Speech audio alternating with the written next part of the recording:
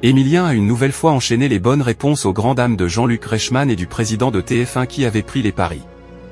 Ce mercredi 16 avril, Émilien était de retour dans les 12 coups de midi, pour une 566e participation dans le jeu de TF1. Le petit ami de Jessica venait remettre son titre en jeu face à 3 nouveaux adversaires, Chloé, Lydie et Ludovic. Ce dernier a déjà été aperçu dans l'émission puisqu'il avait déjà joué contre le maître de midi il y a un peu plus d'1 an. Il n'a pas changé, toujours aussi fort, toujours aussi en forme, a-t-il réagi en voyant Émilien installé à la même place que l'année dernière. Il s'est vite rendu compte que le jeune Vendéen était toujours aussi performant. Il m'énerve, Jean-Luc Reichmann agacé par les connaissances d'Émilien dans les 12 coups de midi. Émilien a une nouvelle fois bluffé les personnes présentes sur le plateau des 12 coups de midi. Après être passé au rouge, Chloé a choisi Lydie en duel. Cette dernière devait répondre à la question suivante, dans quel film l'un des rôles principaux est-il tenu par un ancien danseur étoile du Bolchoï? Si elle a répondu GoldenEye, l'instinct d'Émilien penchait plus sur la réponse piège de cristal. Il m'énerve, je ne sais pas ce qu'il va dire.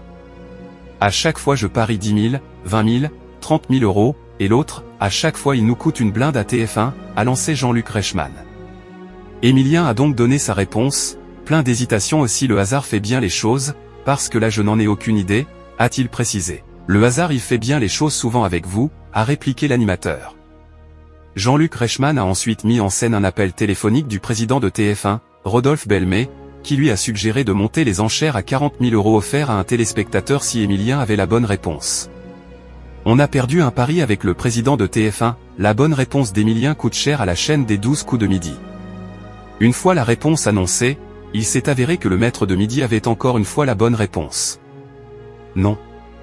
Non mais ce n'est pas vrai, ce n'est impossible. On ne s'en sortira jamais, a réagi Jean-Luc Reichmann, invitant les téléspectateurs à appeler pour remporter les 40 000 euros. On a perdu un pari avec le président de TF1, nous avons perdu cette somme sur un pari ballot, a-t-il souligné. Quelques minutes plus tard, rebelote lors du deuxième duel de l'émission. Le présentateur et la chaîne ont même poussé la somme jusqu'à 50 000 euros. La bonne réponse de Ludovic, confirmée par Émilien, a donc permis à un téléspectateur de remporter un sacré gain.